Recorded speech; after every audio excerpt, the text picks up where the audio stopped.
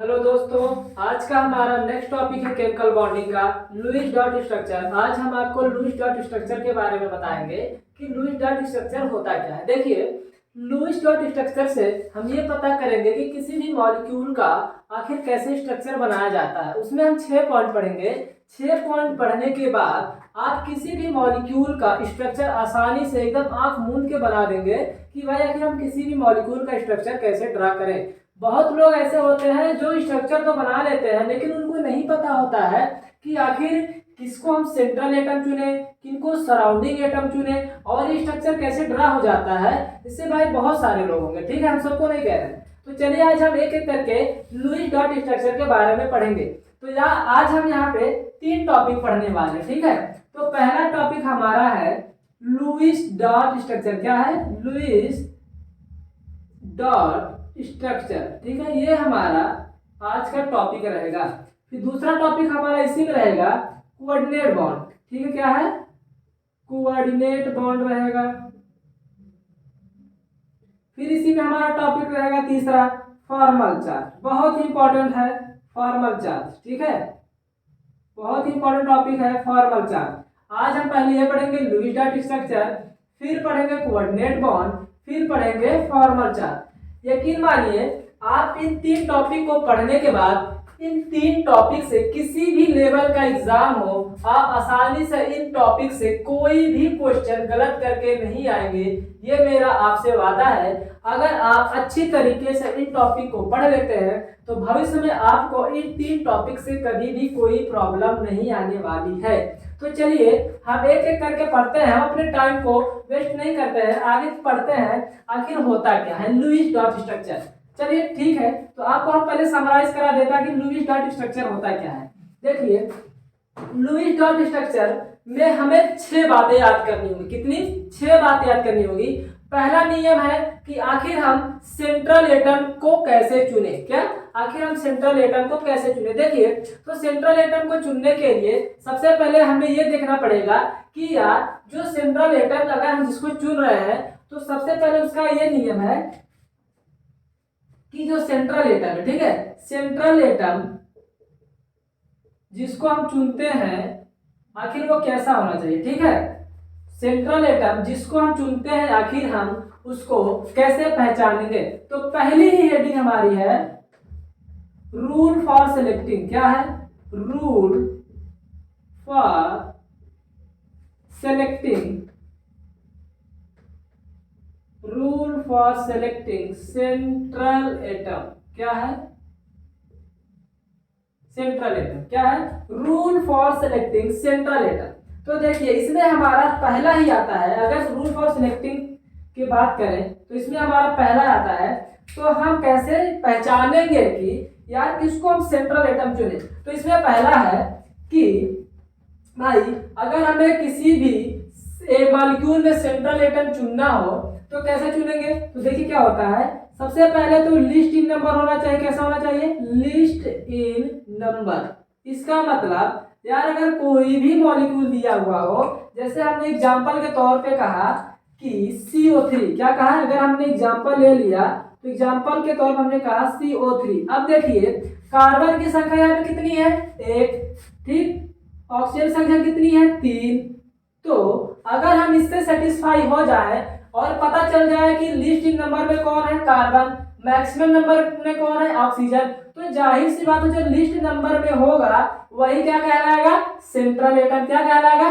Central atom. फिर अगर इससे सेटिस्फाई नहीं होते हैं तो दूसरा हमारा आता है लेस इलेक्ट्रोनिगेटिविटी। क्या? लेस इलेक्ट्रोनिगेटिविटी, मतलब जिसकी इलेक्ट्रोनिगेटिविटी क्या हो? कम हो। क्या हो? कम हो। जैसे हमने कहा, इसी हिसाब से देख लीजिए, जैसे हमने कहा CO2। क्या कहा हमने? CO2। तो जाहिर सी बात है, अब जो ऑक्सीजन है, जो ऑक्सीजन है वो कार्बन से मोर इलेक्ट्रोनिगेटिव कैसा होता है? मोर इलेक्ट्रोनिगेटिव होता है। तो कार्बन यहाँ पे क्या हो जाएगा? Central atom. क्या हो जाएगा? Central atom. ये हो गया। और फिर हमारा इसी में आता है, अगर इससे सेटिस्फाई नहीं हो, अगर इससे सेटिस्फाई कोई नहीं हो रहा है तो देखिए क्या होता है, हाईएस्ट लार्ज इन साइज। क्या होता है? Large in size. ठीक है, तो उसकी साइज क्या होनी चाहिए, बड़ी होनी चाहिए। हमें पता है पीरियोडिक टेबल में अगर हम लेफ्ट टू राइट जाते हैं तो साइज क्या होती है, कम होती चली जाती है। तो कार्बन पहले आता है कि पहले ऑक्सीजन आता है, पहले कार्बन ही आता है। तो कार्बन की साइज बड़ी, ऑक्सीजन की साइज छोटी। तो लार्ज इन साइज की है कार्बन की, तो कार्बन सेंट्रल एटम होगा। अगर इससे भी सेटिस्फाई नहीं होते हैं तो चौथा आता है हाईएस्ट इन एटॉमिक नंबर। क्या होता है, हाईएस्ट इन एटॉमिक नंबर। ठीक है, कैसा होता है, हाईएस्ट इन एटॉमिक नंबर होना चाहिए। आई बात समझ में, ठीक है। चलिए, तो ये पॉइंट नोट कर लीजिए। फिर इसी में हम चलते हैं बी पॉइंट पर। किसमें चलते हैं, बी पॉइंट पर। बी पॉइंट हमारा क्या कहता है, बी पॉइंट हमारा ये कहता है कि हाइड्रोजन एंड फ्लोरीन, क्या, हाइड्रोजन एंड फ्लोरीन कभी भी सेंट्रल एटम की तरीके से एक्ट नहीं करेंगे। क्यों, ठीक है, हाइड्रोजन एंड फ्लोरीन क्या है, इसी में हमारा बी पॉइंट है, hydrogen and fluorine never be act as central atom. ठीक है, कभी भी hydrogen and fluorine central atom की तरह एक्ट नहीं करें। क्यों, क्योंकि यार हाइड्रोजन और फ्लोरीन, जो हाइड्रोजन और फ्लोरीन है उनका साइज बहुत ही छोटा होता है, इसलिए ये इनके जो इलेक्ट्रॉन होते हैं वो एकदम न्यूक्लियस के पास होते हैं। ठीक है, वो अपना इलेक्ट्रॉन किसी को देते नहीं है। आज बात समझ में, इसीलिए हाइड्रोजन एंड फ्लोरीन कभी भी सेंट्रल एटम की तरीके से एक्ट नहीं करेंगे। ठीक है, तो देखिए सराउंडिंग एटम के तरीके से कनेक्ट करते हैं, सी पॉइंट हमारा आता है। सराउंडिंग एटम के तरीके से कनेक्ट करते हैं, जैसे हमारा हो गया ऑक्सीजन, क्या हो गया, ऑक्सीजन हो गया। जैसे मान लीजिए पहले कार्बन, ठीक, oxygen, nitrogen, phosphorus, sulphur, chlorine and silicon, ये सारे हमेशा हमेशा क्या, ठीक है, ये सारे हमेशा एक सेंट्रल एटम की तरीके से ही एक्ट करेंगे। ठीक है, ये हमेशा सेंट्रल एटम के तरीके ही एक्ट करेंगे। ठीक है, क्या है, हमने पढ़ा केमिकल बॉन्डिंग का। नेक्स्ट टॉपिक हमारा क्या है, लुईस डॉट स्ट्रक्चर। फिर दूसरा हमारा रहेगा कोऑर्डिनेट बॉन्ड, फिर तीसरा रहेगा फॉर्मल चार्ज। तो पहले हम लोग पढ़ रहे हैं rule for selecting central atom.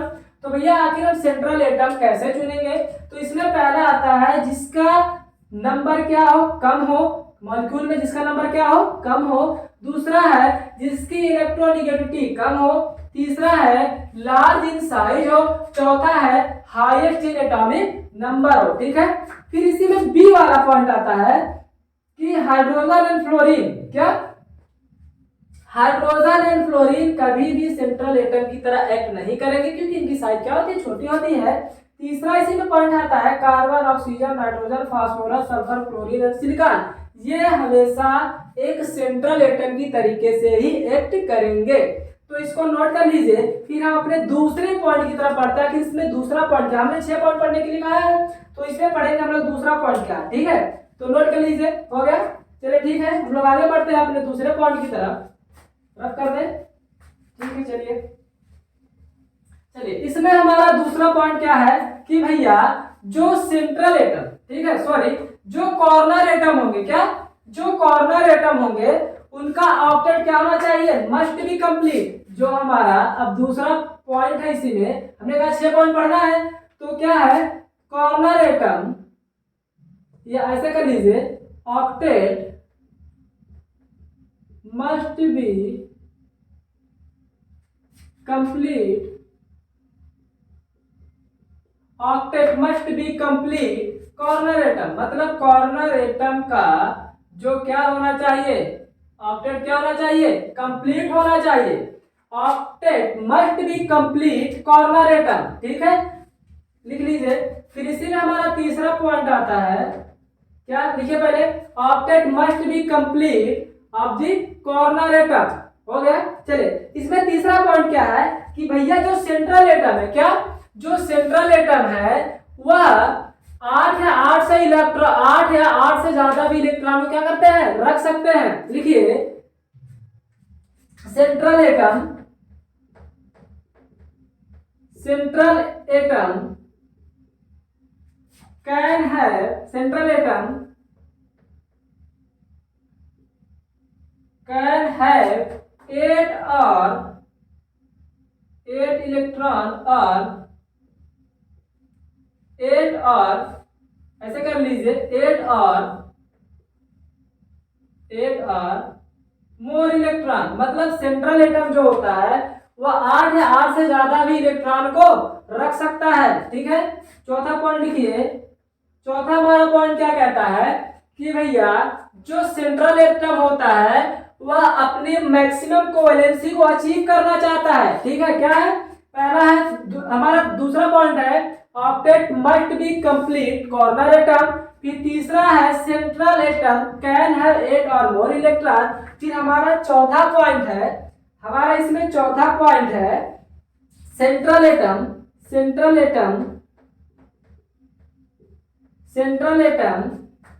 Achieve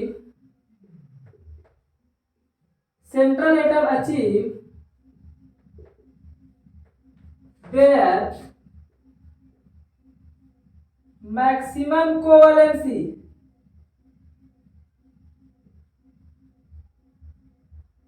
इसका मतलब कि भैया जो सेंट्रल एटम है, ठीक है, central atom achieve their maximum covalency. जैसे हमने कहा कि भैया सल्फर, हमने क्या सेल वाली ऑक्सीजन, जैसे हमने कहा एग्जांपल के तौर पे हमने कहा ऑक्सीजन, ठीक है, हमने कहा ऑक्सीजन के बाहरी कक्षा में 6 इलेक्ट्रॉन होते हैं। कितने होते हैं? 6। लेकिन ऑक्सीजन की मैक्सिमम कोवैलेंसी कितनी होती है? 2। कितनी होती है? 2 होती है। कितनी होती है? 2। और यही सल्फर की सल्फर कितने? 2, 4, 6। लेकिन सल्फर की मैक्सिमम कोवैलेंसी कितनी होती है? 6। नाइट्रोजन कितनी होती है? 4। ठीक है, और कार्बन की 4। आई बात समझ में?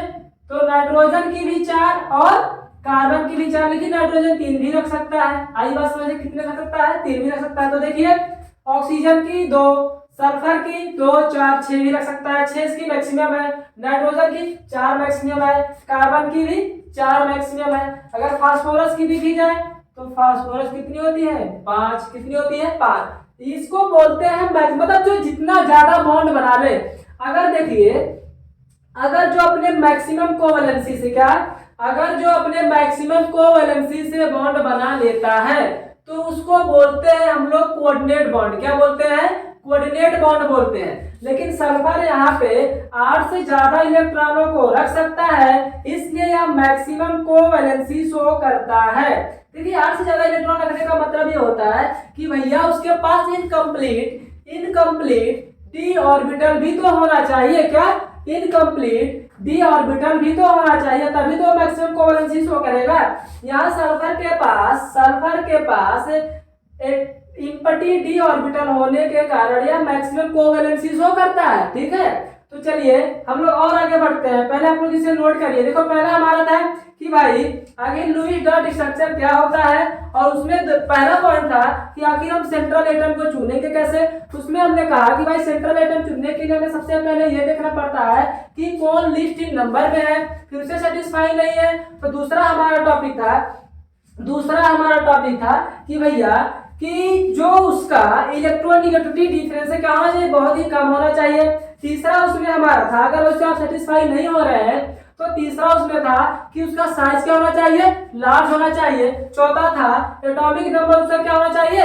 बड़ा होना चाहिए। ठीक है, एटॉमिक नंबर क्या होना चाहिए? ज्यादा होना चाहिए। फिर इसी में दूसरा आया कि भाई दूसरा पॉइंट क्या है? तो दूसरा पॉइंट यह है कि ये जो कॉर्नर एटम है उनका ऑक्टेट क्या होना चाहिए? मस्ट बी कंप्लीट होना चाहिए। तो डुप्लेट हो तो ऑक्टेट हो, जैसे हाइड्रोजन का डुप्लेट होता है। फिर उसके बाद जो उसका सेंट्रल एटम 8 या 8 से ज्यादा इलेक्ट्रॉन को रख सकता है। जैसे हमने कहा कि भैया सल्फर के पास एम्प्टी डी ऑर्बिटल होता है, उसकी वजह से वह क्या करता है? मैक्सिमम कोवैलेंसी अपनी शो करता है, जिससे वो 8 से ज्यादा इलेक्ट्रॉनों को भी रख सकता है। फिर चौथा पॉइंट हमारा था कि central atom achieve their maximum covalency. भाई जिसके पास एम्प्टी डी ऑर्बिटल होगा, जाहिर सी बात है वो मैक्सिमम कोवैलेंसी को शो करेगा, जैसे सल्फर है। ठीक है, ऑक्सीजन 2 करता है। अगर ऑक्सीजन 2 के अलावा कोई बॉन्ड बना रहा है तो उसको कहते हैं कोऑर्डिनेट बॉन्ड। आई बात समझ में, उसको कहते हैं कोऑर्डिनेट बॉन्ड। अभी हम शॉर्ट ट्रिक बताएंगे कि फॉर्मल चार्ज कैसे निकाला जाता है। तो पहले हम 1 बाय 1 चलते हैं और फिर उसके बाद देखते हैं कि आखिर कोऑर्डिनेट बॉन्ड होता क्या है। पहले हम इसको कंप्लीट कर ले लुईस डॉट स्ट्रक्चर, तो इसको फटाक से नोट करिए, फिर हम आगे बढ़ते हैं। ठीक,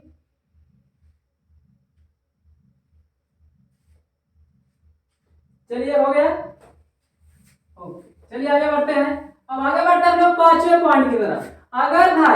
अगर किसी भी मॉलिक्यूल के पास पॉजिटिव चार्ज है, अगर किसी भी मॉलिक्यूल के पास पॉजिटिव चार्ज है तो पक्का है, एकदम गारंटी है कि वो सेंट्रल एटम पर ही जाएगा। ध्यान देना, अगर किसी भी मॉलिक्यूल पर पॉजिटिव चार्ज है तो वह पक्का कहाँ जाएगा, सेंट्रल एटम पे जाएगा।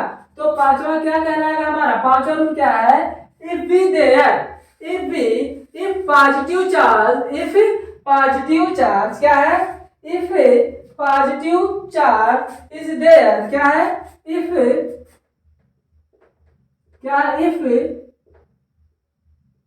positive charge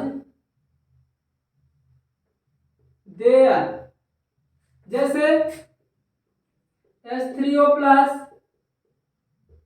NH4 प्लस, जिसे क्या है, if positive charge there, जैसे H3O plus NH4 plus at central atom, कहा जाएगा, सेंट्रल एटम पे। कहा जाएगा, पक्का है वो कहा जाएगा, सेंट्रल एटम पे जाएगा। ठीक है, फिर 6वां पॉइंट है, इफ निगेटिव चार्ज जैसे NO3-1 या CO3-2, तो वह हमेशा कहां जाएगा, सराउंडिंग एटम है, कॉर्नर एटम पे। इफ निगेटिव चार्ज देयर, जैसे NO3-2 या CO3-2, ठीक है, ये कहा जाएगा, इज एट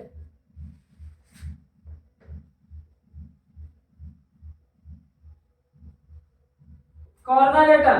तो ये 6 पॉइंट हमें याद करनी है। ठीक है, पहला पॉइंट क्या था कि भैया अगर हमें सेंट्रल एटम चुनना हो तो हमें क्या देखना पड़ेगा कि भैया जो सेंट्रल एटम है, तो पहली बात तो वो उसका क्या है, लिस्टिंग नंबर होना चाहिए, इलेक्ट्रोनेगेटिविटी कम होनी चाहिए, एटॉमिक साइज ज्यादा होना चाहिए, एटॉमिक नंबर भी ज्यादा होना चाहिए। फिर हाइड्रोजन एंड फ्लोरीन कभी भी सेंट्रल एटम की तरह एक्ट नहीं कर, क्योंकि उनकी साइज छोटी होती है।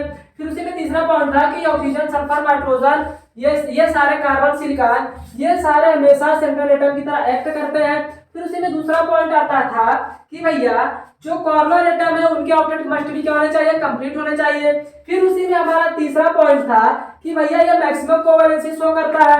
फिर उसी में हमारा चौथा पॉइंट था, ठीक है, उसी में हमारा चौथा पॉइंट था कि भैया जो सेंट्रल एटम होते हैं वो 8 या 8 से ज्यादा इलेक्ट्रॉनों को रख सकते हैं। फिर इसी में आ जाओ हमारा पांचवा पॉइंट है, अगर पॉजिटिव चार्ज है तो वह पक्का है कि सेंट्रल एटम में आएगा। ठीक है, अगर पॉजिटिव चार्ज है वो हमेशा सेंट्रल एटम पे ही आएगा, अगर निगेटिव चार्ज है तो वो हमेशा कॉर्नर एटम पर ही शो करेगा।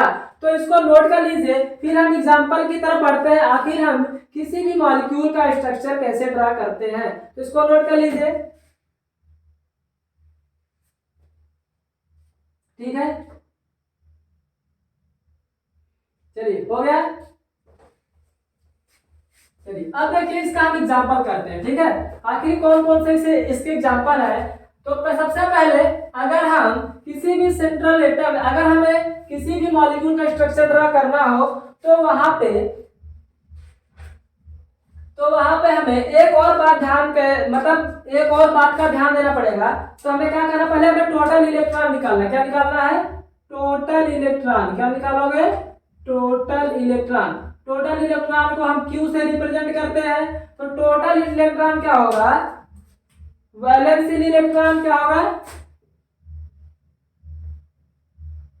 वैलेंस इन इलेक्ट्रॉन, मतलब उसकी वैलेंसी में जितने इलेक्ट्रॉन है वो, ठीक है, वैलेंस इन इलेक्ट्रॉन प्लस, ठीक है, निगेटिव चार्ज। अगर निगेटिव चार्ज को जोड़ दोगे, ठीक है, अगर नहीं है तो माइनस कर दोगे पॉजिटिव चार्ज को। अगर निगेटिव चार्ज है तो जोड़ दोगे, अगर पॉजिटिव चार्ज है तो घटा दोगे। क्या, वैलेंस इलेक्ट्रॉन जितने हैं अगर उसमें कोई चार्ज है, अगर पॉजिटिव है तो घटा दोगे, निगेटिव है तो जोड़ दोगे, ठीक है।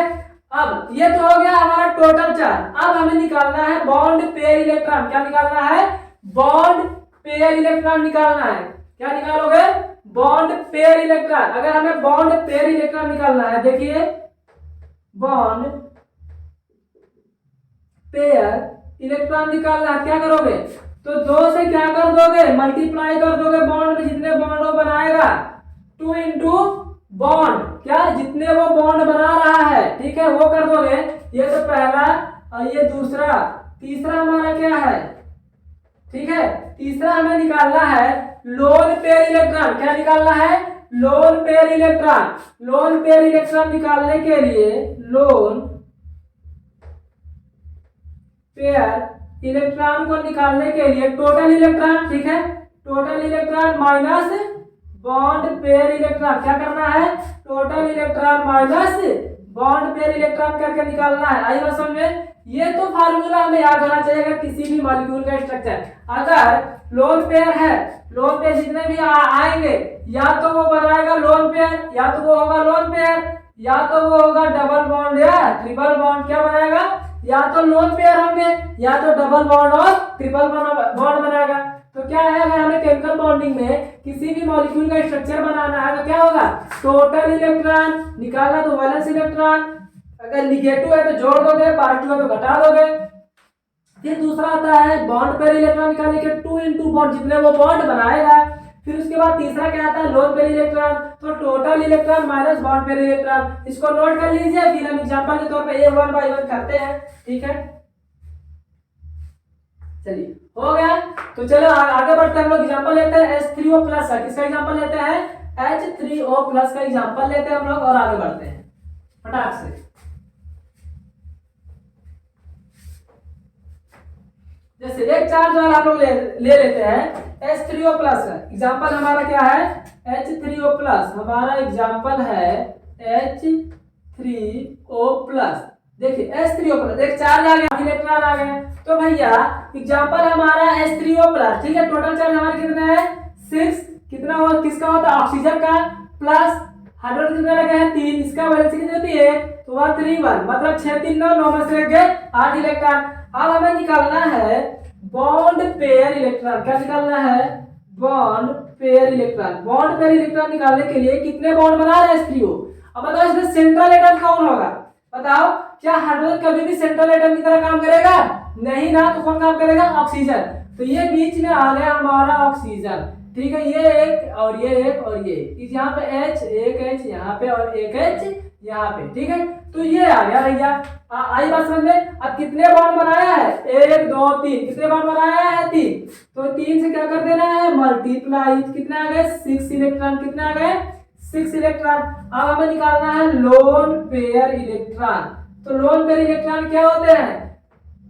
टोटल इलेक्ट्रॉन कितने हैं? 8 इलेक्ट्रॉन है, माइनस बॉन्ड पेयर इलेक्ट्रॉन कितने हैं? 6 इलेक्ट्रॉन। कितने आ गए? 2 इलेक्ट्रॉन। अब ये 2 इलेक्ट्रॉन या तो लोन पेयर होंगे, या तो डबल बॉन्ड होगा, या तो ट्रिपल बॉन्ड होगा। नोट कर लो, अब यही 2 इलेक्ट्रॉन या तो लोन पेयर होंगे या तो बॉन्ड पेयर होंगे। अब देखिए किसका किसका ऑक्टेट कंप्लीट है। देखिए एक इलेक्ट्रॉन ये, एक इलेक्ट्रॉन ये, एक इलेक्ट्रॉन ये, एक इलेक्ट्रॉन ये, एक इलेक्ट्रॉन ये और एक इलेक्ट्रॉन ये, ठीक है। हमने कहा था कि भैया ऑक्सीजन की मैक्सिमम कोवैलेंसी कितनी होती है? 2 होती है। कितनी होती है?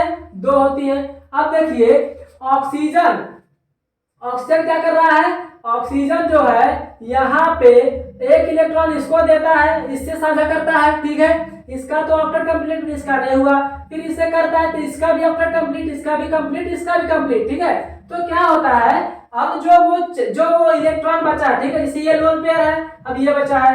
अब हाइड्रोजन पे, अब ऑक्सीजन पे एक लोन पेयर बचता है। क्या बचता है? एक लोन पेयर, मान लो ऐसे बच जाता है। कैसे बचता है? एक लोन पेयर क्या होता है? बच जाता है। अब ये एक जो ये अपना सिंगल, जो ये अपना अकेले 2 इलेक्ट्रॉन किसको दिया है? चाहे इस वाले हाइड्रोजन को, चाहे इस वाले हाइड्रोजन को, मतलब अपना ऑक्टेट कंप्लीट करने के बाद क्योंकि इसकी मैक्सिमम कोवैलेंसी कितनी होती है? दो।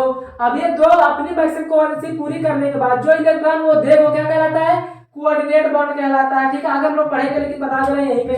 तो प्लस चार्ज किससे आएगा, सेंट्रल एटम पे। सेंट्रल एटम पे हमेशा क्या आएगा, पॉजिटिव चार्ज। ध्यान देना, हमने कहा था कि अगर पॉजिटिव चार्ज किस पे आएगा, हमेशा सेंट्रल एटम पे आएगा। तो ये हो गया हमारे H3O प्लस का स्ट्रक्चर, इसको नोट कर लीजिए। फिर हम लोग आगे एक और स्ट्रक्चर बनाते हैं। ठीक है,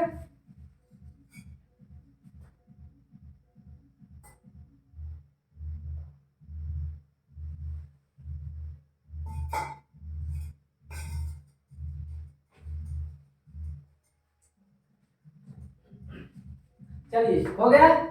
हो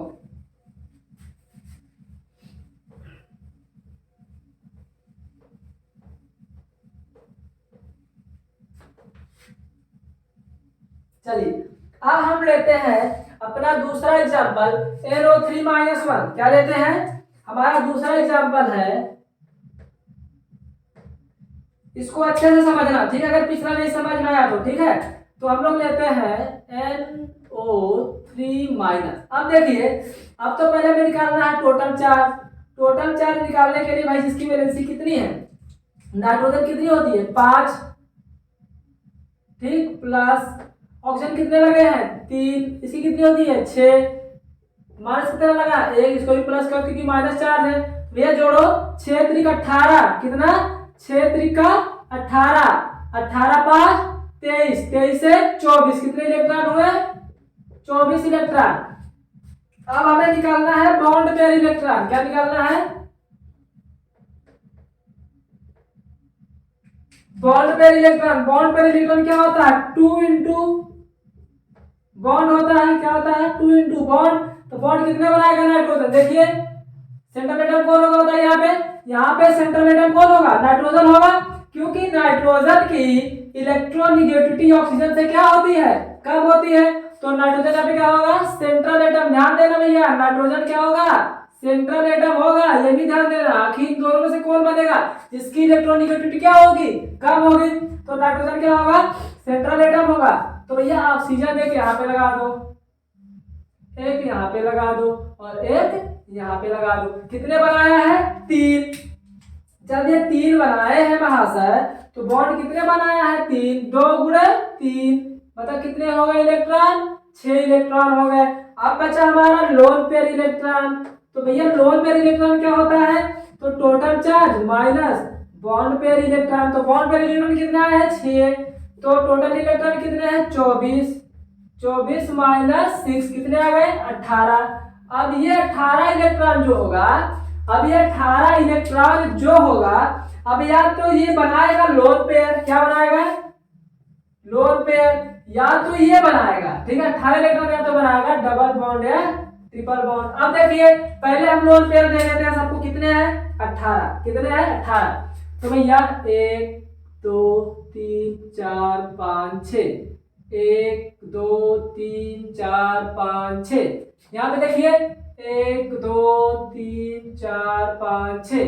तो देखिए ठीक है, इसका भी ऑक्टेट कंप्लीट, इसका भी ऑक्टेट कंप्लीट और इसका भी ऑक्टेट कंप्लीट। लेकिन क्या नाइट्रोजन का कंप्लीट है, देखिए देखिए यहाँ पे एक इलेक्ट्रॉन मान लो कि यहाँ पे है, एक यहाँ पे है, एक यहाँ पे है और एक यहाँ पे है, एक यहाँ पे है और एक यहाँ पे है। ठीक है, ऑक्सीजन का गिनो 1 2 3 4 5 6 7 8, इसका ऑक्टेट कंप्लीट।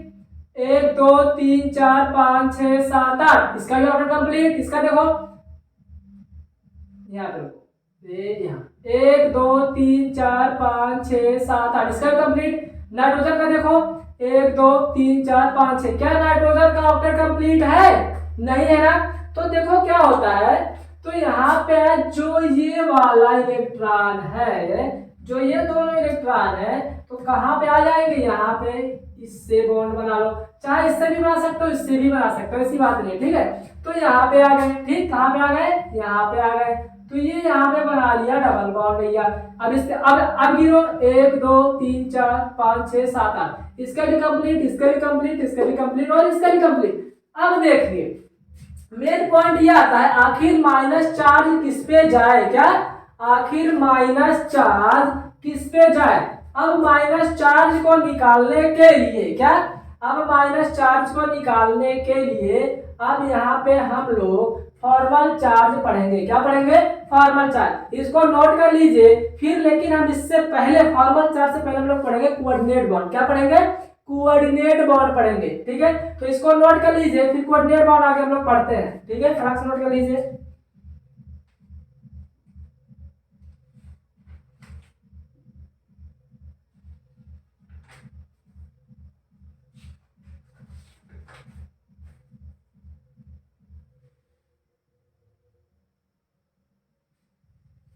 चलिए हो गया। चलिए अब हेडिंग डालिए कोऑर्डिनेट बॉन्ड। ठीक है, अब हमारा दूसरा टॉपिक है इसमें केमिकल बॉन्डिंग में कोऑर्डिनेट बॉन्ड। आखिर कोऑर्डिनेट बॉन्ड होता क्या है?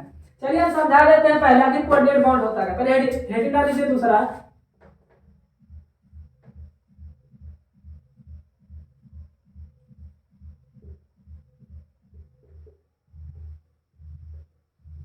हेडिंग डाल लीजिए कोऑर्डिनेट बॉन्ड। ठीक है, आखिर कोऑर्डिनेट बॉन्ड होता क्या है? देखिए पहली बात हमें पता होना चाहिए कोवैलेंट बॉन्ड क्या होता है। ठीक है, कोवैलेंट बॉन्ड क्या होता है? जब पोलर एंड नॉन पोलर के बीच में क्या, जब पोलर एंड नॉन पोलर के बीच में म्यूचुअल शेयरिंग होती है of the electron, the mutual sharing of the electron between polar and non polar is called the covalent bond. क्या कहलाता है? Covalent bond. ठीक है, ये होता है हमारा कोवैलेंट बॉन्ड। लेकिन कोऑर्डिनेट बॉन्ड हम लोग कहते किसे हैं? जैसे भाई हमने अभी आपको पीछे बताया है ऑक्सीजन। ऑक्सीजन का पीछे हम लोग एग्जांपल लिए थे कि आखिर ऑक्सीजन अपना जब ऑक्टेट कंप्लीट कर लेता है, तो जब अपना वो ऑक्टेट कंप्लीट करने के बाद जब वो इलेक्ट्रॉन दूसरे एटम को देता है, पूरा का पूरा इलेक्ट्रॉन जो उसका पास 2 इलेक्ट्रॉन बचे रहते हैं, जब वो अपना दोनों इलेक्ट्रॉन किसी भी अदर एटम को देता है, तो भैया वही क्या कहलाता है? Coordinate bond. ध्यान देना, जैसे एग्जांपल के तौर पर हमने कहा ये ए है, ठीक, और ये बी है। ठीक, इसका तो ऑक्टेट हो गया कंप्लीट। ठीक है, इसका ऑक्टेट कंप्लीट और इसका ऑक्टेट इनकम्प्लीट। समझ में आया? ध्यान से सुनना, इसका ऑक्टेट हो गया कंप्लीट और इसका ऑक्टेट हो गया इनकम्प्लीट। देखिए देने वाले के पास तो इलेक्ट्रॉन होना चाहिए और लेने वाले के पास इम्पटी ऑर्बिटल होना चाहिए। इसके पास होना चाहिए इम्पटी ऑर्बिटल। क्या? इसके पास होना चाहिए लोन पेयर इलेक्ट्रॉन। क्या होना चाहिए? Lone pair electron. अगर इसके पास लोन पेयर इलेक्ट्रॉन है और इसके पास इम्पटी ऑर्बिटल है, तभी अपना दोनों इलेक्ट्रॉन इसको देगा और इन दोनों के बीच में जो भी बॉन्ड बनेगा वो कहलाता है कोऑर्डिनेट बॉन्ड। क्या कहलाता है? Coordinate bond. समझ में आया?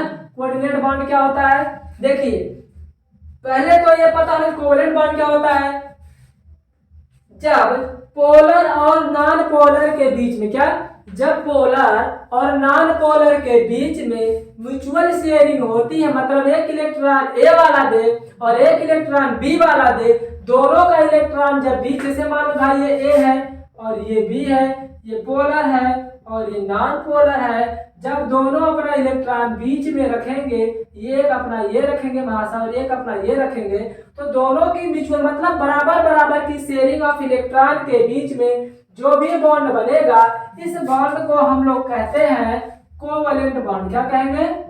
Covalent bond. क्या कहेंगे? पढ़े होंगे। ठीक है, इसको हम लोग कहेंगे कोवैलेंट बॉन्ड। हम लोग पिछले लेक्चर में पढ़ चुके हैं आखिर कोवैलेंट बॉन्ड क्या होता है, आयनिक बॉन्ड क्या होता है, डेटिव बॉन्ड क्या होता है। ठीक है, वो सारी चीजें हम लोग पढ़ चुके हैं। तो देखिए जो इलेक्ट्रॉन को जो केवल अपना जो 2 इलेक्ट्रॉन अकेला दे दूसरे वाले को, उसको कहते हैं कोऑर्डिनेट बॉन्ड। जहां पे म्यूचुअल शेयरिंग होती है उसको कहते हैं कोवैलेंट बॉन्ड। इसको लिख लीजिए, फिर हम आगे बढ़ते हैं आखिर होता क्या है। ठीक है, डिफिनेशन लिख लेते हैं, मतलब डिफिनेशन की जरूरत नहीं है। ठीक है, तो समझ जाइए कि अगर कोई एटम अपना इलेक्ट्रॉन अकेले किसी को डोनेट करता है तो वो कोऑर्डिनेट बॉन्ड कहलाता है। अगर म्यूचुअल शेयरिंग होती है ए एंड बी में तो वो कोवैलेंट बॉन्ड कहलाता है। यही होती है कोऑर्डिनेट बॉन्ड। ठीक है, अब आगे हम लोग पढ़ेंगे फॉर्मल चार्ज। ठीक है, चलिए इसको लिख लीजिए, फिर आगे बढ़ते हम लोग फॉर्मल चार्ज पे। ठीक है, 1 2 3, चलो आगे बढ़ते हैं। अब हेडिंग डालिए फॉर्मल चार्ज। अब हम अपने तीसरे पॉइंट पर आते हैं, फॉर्मल चार्ज। ठीक है, तो फॉर्मल चार्ज बहुत ही आसान सा टॉपिक है, बस आप लोग ध्यानपूर्वक देखते जाइए 5 मिनट और। ठीक है, तो आसानी से हम लोग कोऑर्डिनेट फॉर्मल चार्ज को भी सॉल्व कर देंगे यहाँ पे। ठीक है, इसलिए हमारी हेडिंग है फॉर्मल चार्ज। चलिए फॉर्मल चार्ज पे हम लोग आ गए अपने लास्ट टॉपिक पे। ठीक है, बताइए फॉर्मल चार्ज होता क्या है। ठीक है, बताइए फॉर्मल चार्ज होता क्या है। देखिए फॉर्मल चार्ज क्या होता है, द डिफरेंस बिटवीन, क्या, the difference between isolated gaseous atom, क्या, the difference between isolated gaseous atom and combined molecule. क्या होता है, जैसे भाई कोई एटम है, ठीक है, कोई एटम है और वो आइसोलेटेड कैसे है, किस फॉर्म में हो, गैसियस फॉर्म में हो। जब वहां से इलेक्ट्रॉन निकलकर, जैसे भाई मान लो किसी से कंबाइन कर रहा है, कंबाइन करने के बाद उसके ऊपर कौन सा चार्ज आता है, जब शेयरिंग ऑफ इलेक्ट्रॉन, जब शेयरिंग ऑफ इलेक्ट्रॉन होगा और उस इलेक्ट्रॉन शेयरिंग के बाद उसके पास कौन सा चार्ज आता है, जो चार्ज उसके ऊपर शो करेगा वही क्या कहलाता है, फॉर्मल चार्ज। जैसे मान लो भाई पहले ये था ए है और ए जब बी से कंबाइन कर लेता, किससे कंबाइन कर लेता है, बी से। मान लीजिए ये मोर इलेक्ट्रोनिगेटिव, कैसा है, मोर इलेक्ट्रोनिगेटिव है और ये लेस इलेक्ट्रोनिगेटिव है। अब भाई जो मोर इलेक्ट्रोनिगेटिव होगा वो क्या करेगा, इलेक्ट्रॉन खींच लेगा ए वाले का।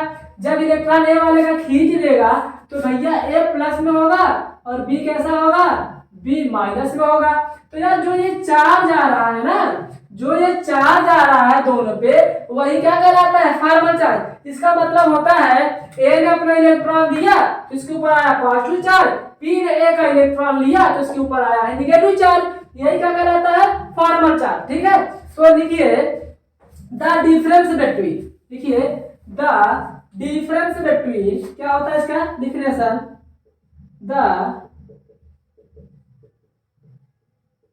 डिफरेंस बिटवीन आइसोलेटेड, मतलब भाई अभी वो किस फॉर्म में है, isolated gaseous atom, the difference between isolated gaseous atom, isolated gaseous atom and combined, क्या,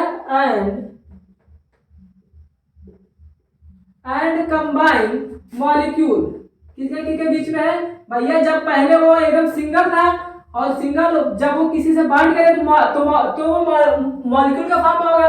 तो इनके बीच में उसके बीच में जो डिफरेंस आता है वही क्या कहलाता है, formal charge. And combined molecule is called formal charge. भैया सिंपल सा मतलब है यही क्या कहलाता है, फॉर्मल चार्ज। अभी देखिए कैसे फॉर्मल चार्ज हम लोग निकालते हैं। ठीक है, क्या है, the difference between isolated gaseous atom and combined molecule is called the formal charge. इसको नोट कर लीजिए, फिर हम लोग एक इसका फार्मूला लिख लेते हैं। ठीक है, इसका फार्मूला लिख लेते हैं। तो इसका फार्मूला है फॉर्मल चार्ज को हम FC से डिनोट करते हैं। वैलेंस इलेक्ट्रॉन पता होना चाहिए, फिर वैलेंस इलेक्ट्रॉन होता क्या है, फिर माइनस, ठीक है, फिर देखो वैलेंस इलेक्ट्रॉन है माइनस अनपेयर्ड इलेक्ट्रॉन, क्या है, अनपेयर्ड इलेक्ट्रॉन, फिर माइनस है बॉन्ड, क्या है, बॉन्ड पेयर इलेक्ट्रॉन बाय 2। मतलब भाई जो जितना वो बॉन्ड बना रहा है, जितना वो बॉन्ड बना उससे क्या कर दो, उससे डिवाइड कर दो। आई बात समझे, तो फार्मूला लिख लिए, फॉरवर्ड चार्ज बराबर valence electron minus unpaired electron, जितना मतलब बॉन्ड बनाने में जितना इलेक्ट्रॉन बच गया है, लोन पेयर भी कर सकते हो, फिर minus bond pair electron by 2। मतलब जितने भी बॉन्ड पेयर इलेक्ट्रॉन उसको या ऐसे सीधे भी कर सकते, जितना वो बॉन्ड बनाया है यार वही क्या कहलाता है, बॉन्ड पेयर इलेक्ट्रॉन। ठीक है, वही क्या कहलाता है, क्योंकि एक बॉन्ड बनाने में 2 इलेक्ट्रॉन की जरूरत पड़ती है, तो 2 बॉन्ड बनाने में 4 इलेक्ट्रॉन की जरूरत पड़ती है, वही क्या कहलाता है, बॉन्ड पेयर इलेक्ट्रॉन। ठीक है, तो नोट कर लीजिए, हम लोग एग्जांपल की तरफ बढ़ते हैं। ठीक है, नोट करिए फटाक से। तो देखिए दूसरी पहली बात ये भी है कि यार वैलेंस फॉर्मल चार्ज निकालने के लिए हमें पहली बात तो वैलेंस इलेक्ट्रॉन पता होना चाहिए, किस एटम में कितनी वैलेंस इलेक्ट्रॉन होते हैं। अगर ये हमें पता है तो हम फॉर्मल चार्ज आसानी से किसी भी एटम के ऊपर निकाल सकते हैं।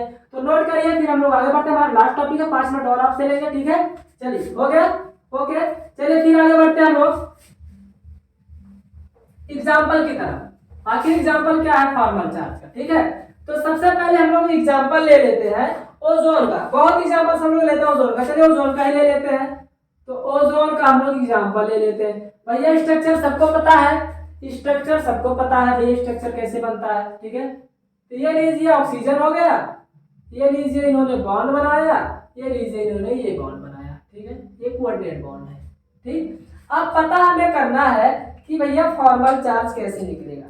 चलिए हम इसको मान लेते हैं पहला, इसको फर्स्ट, इसको सेकंड और इसको थर्ड। तो formal charge on first atom, ठीक है। तो भैया फर्स्ट एटम पे formal charge on first atom, ठीक है। तो फर्स्ट एटम में निकालना है। बताइए भैया फॉर्मल चार्ज बराबर क्या होता है। तो फॉर्मल चार्ज बराबर होता है वैलेंस इलेक्ट्रॉन, ठीक है, माइनस अनपेयर्ड इलेक्ट्रॉन, फिर minus bond pair electron by 2, यही होता है। अब देखिए तो होता क्या है, तो भैया देखिए तो ऑक्सीजन की वैलेंसी कितनी होती है 6 माइनस, देखिए इसने कितने बॉन्ड बनाया है 2, तो जाहिर जब इसने 2 बनाया है कितने बचेंगे इसके ऊपर 1 2 3 4। इसने कितने बनाया है 1 2 ये इसके ऊपर कितने बचेंगे 2। इसने कितने बनाया, इससे कोई बात नहीं बनाया, पूरा इलेक्ट्रॉन कौन दिया है ऑक्सीजन। तो 1 2 3 4 5 6, कितने 6। अब देखिए अब हमें पता करना है, ठीक है। तो फॉर्मल चार्ज बराबर वैलेंस इलेक्ट्रॉन कितना 6 मान अनपेयर्ड इलेक्ट्रॉन कितने हैं 4 माइनस बॉन्ड पेयर इलेक्ट्रॉन कितने बॉन्ड बनाया है 2 बनाया है ना, 1 2 कितने इलेक्ट्रॉन होंगे यहाँ पे बताइए 4/2, मतलब 2 कम 2 2 दूना 4, तो 6 में से 4 गए 2, 2 में से 2 गए 0, तो कितना आया भैया फॉर्मल चार्ज इस पे 0। तो इस ऑक्सीजन पे पहले वाले पे फॉर्मल चार्ज जो आया कितना आया है 0, ये कितना आया है 0। अब देखिए दूसरे वाले पे, दूसरा वाला क्या है, चलो सेकंड पे निकालते हैं। सेकंड पे फॉर्मल चार्ज बताओ। तो ऑक्सीजन की वैलेंसी कितनी होती है 6, इसने अनपेयर्ड इलेक्ट्रॉन कितने हैं 2, ठीक है। बॉन्ड कितने बनाया है 1 2 3 6, ठीक है। लेकिन बॉन्ड तो बनाया है, अब बताइए तो कितने हो गए, ठीक है 6/2, 2 कम 2 2 3 6, 6 में से 2 गए 4, 4 में से 3 गए 1, कितना आया है +1, कितना आया है +1, समझ में आया। देखिए तो ऑक्सीजन जो सेकंड वाला है इसने कितने 1 2 3 कितने बॉन्ड बनाया है 3 बॉन्ड बनाने में 6 इलेक्ट्रॉन खर्च होते हैं, वैलेंसी होती है 6, बचा कितना है अनपेयर्ड इलेक्ट्रॉन 2, तो मतलब 6 इलेक्ट्रॉन इसने खर्च कर दिया 6/2, तो 2 कम 2 2 3 6, 6 में से 2 गए 4, 4 में से 3 गए 1। अरे भैया जब 6 में से 2 घटाओ कितने बचेंगे 4 ही तो बचेंगे, 4 में से 3 गए +1। अब देखिए थर्ड पे कितने पे, अब थर्ड पे इस वाले पे निकालना है, थर्ड वाले पे। तो थर्ड वाले पे निकालो भैया कितनी है बताओ, वैलेंसी 6 कितनी है 6, अनपेयर्ड इलेक्ट्रॉन 6 माइनस बॉन्ड कितने बनाया है 2, 2 से 2 डिवाइड कर 2 कम 2, तो 6 में 6 गए 0, बचा कितना भैया -1, कितना आया -1 आया। आई बात समझ कितना आया -1।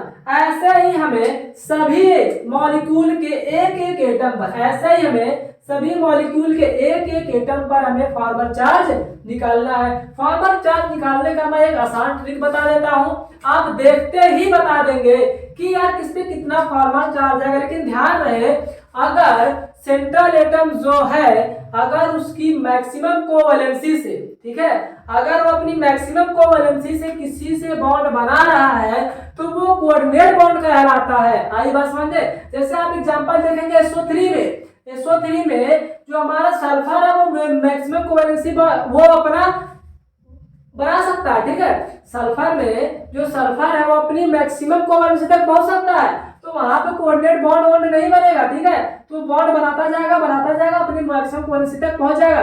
जो भैया मैक्सिमम कोवैलेंसी तक पहुंच जाता है ना वही उसका स्टेबल स्ट्रक्चर होता है। जैसे आप अगर बनाएंगे चार्ज दिखाएंगे तो यार जाहिर में जब चार्ज दिखाएंगे तो एक प्लस माइनस माइनस प्लस आता रहता है, ठीक है। तो वो स्टेबल स्ट्रक्चर नहीं होता। जाहिर सी बात है जो न्यूट्रल मॉलिक्यूल होता है जो न्यूट्रल मॉलिक्यूल होता है वो चार्ज मॉलिक्यूल से ज्यादा स्टेबल होता है, ठीक है, इसीलिए न्यूट्रल वाला ज्यादा स्टेबल होता है, चार्ज वाला कम स्टेबल होता है। तो ठीक है, तो इसी तरीके से हम फॉर्मल चार्ज निकालेंगे। तो मैं फॉर्मल चार्ज का बस 1-2 मिनट और लेना चाहता हूँ, एक छोटी सी ट्रिक बताऊंगा जिससे आप आसानी से देख के फॉर्मल चार्ज निकाल लेंगे। इसको नोट करिए, फिर हम लोग आगे बढ़ते हैं, ठीक है, फटाक से 1-2-3, ठीक है, चले, हो गया, ओके बाय। अब हम लोग चलते हैं अपने नेक्स्ट टॉपिक पर।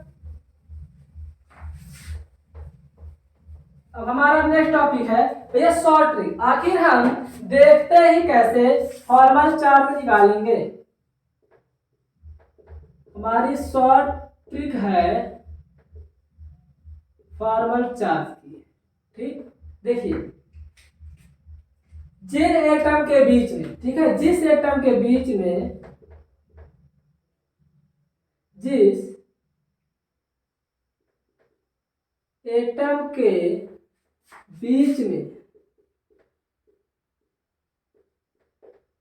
कोऑर्डिनेट बॉन्ड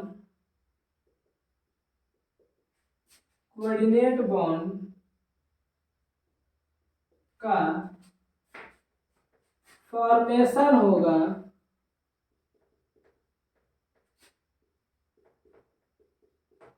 वही, जिस एटम के बीच में कोऑर्डिनेट बॉन्ड का फॉर्मेशन होगा वही फॉर्मल चार्ज, वही फॉर्मल चार्ज शो करेगा। ध्यान देना, जिन एटम के बीच में कोऑर्डिनेट बॉन्ड बनेगा वही फॉर्मल चार्ज शो करेगा। आई बात समझ, बस यही छोटा सा आप ट्रिक ध्यान में रखिएगा। आप किसी के भी ऊपर, किसी भी मॉलिक्यूल में, किसी भी एटम में आप फॉर्मल चार्ज आंख बंद करके बता सकते हैं कि इनमें कितना फॉर्मल चार्ज होगा, ठीक है। तो इसको नोट करिए, फिर हम लोग अपने अगले टॉपिक पर बढ़ते हैं, ठीक है, फटाक से नोट करिए, हो गया।